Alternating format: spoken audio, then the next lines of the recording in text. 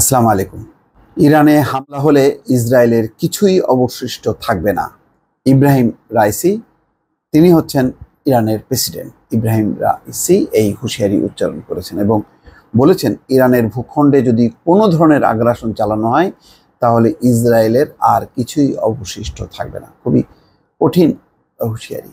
এর মূল কারণ হলো, কয়েকদিন আগে যে ইরানের অভ্যন্তরে একটি শহরে বা প্রদেশে, ইস্পাহান প্রদেশে যেই ঘটনা ঘটেছে, তার প্রেক্ষিতেই তিনি এই কথা বলেছেন। এবং আন্তর্জাতিক বিশ্বের যেই খবর, সেটি হচ্ছে যে ইসরায়েল এই ড্রোন হামলা চালায়। অন্যদিকে ইসরায়েল এই বিষয়ে কোনো বক্তব্য দেয়নি, আর ইরানও পরিষ্কারভাবে ইসরায়েলকে চিহ্নিত করেনি, কিন্তু আকারে ইঙ্গিতে ইসরায়েলকে মিন করেই ইরানের প্রেসিডেন্ট এই কথা বলছেন। এবং তিনি বলছেন পাকিস্তানের ভূখণ্ডে বসে। 3 দিনের সফরে তিনি আছেন পাকিস্তানে। আজকে তিনি পাঞ্জাব প্রদেশে সফর করেন।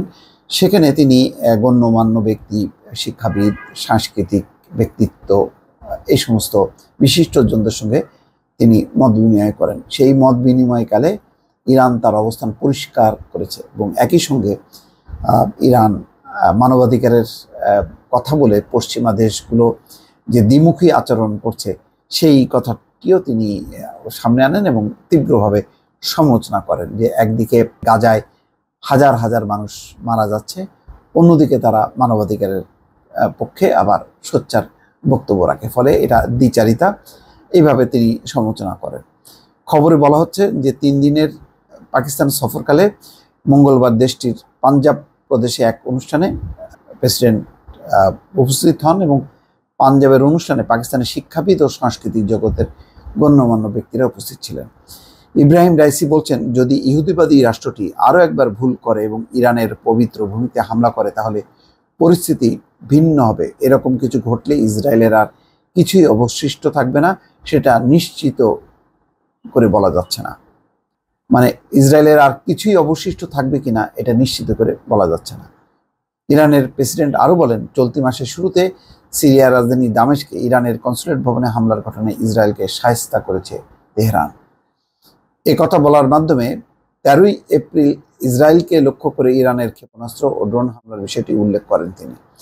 একদিকে মানবাধিকার রক্ষার কথা বলে, অন্যদিকে ফিলিস্তিনের গাজায় গণহত্যা চালাতে ইসরায়েলকে অব্যাহত সাহায্য সমর্থন দেওয়া নিয়ে যুক্তরাষ্ট্র সহ পশ্চিমা দেশগুলোর কঠোর সমালোচনা করেন ইব্রাহিম রাইসি। ইসরায়েলের নির্বিচার হামলায় গত 6 মাসে গাজায় 34,000-এর বেশি ফিলিস্তিনি নিহত হন।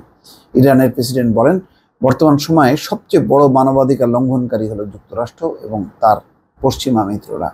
তারা মানবাধিকার রক্ষার যে কথা বলে থাকে সেটি আসলে অন্তঃসার শূন্য। এগুলি নিয়ে আসলে অনেক দিন থেকেই তর্ক বিতর্ক চলছে এবং ইতিমধ্যে তারা আবার ইউক্রেনের এবং ইসরায়েলের জন্য অর্থ বরাদ্দ করেছে। ইউক্রেন হচ্ছে তার নিজের ভূখণ্ড যাতে তারা রক্ষা করতে পারে, সেটি যেমন অনেকে প্রশংসা করতে পারেন, কিন্তু ইসরায়েলকে এই নতুন করে এই বরাদ্দ দেওয়া অর্থই হচ্ছে ইসরায়েল যেন আবার নতুন উদ্যমে হামলা চালাতে পারে এবং গাজায় যে সর্বনাশটা ঘটাচ্ছে সেটি আরও ত্বরান্বিত হবে।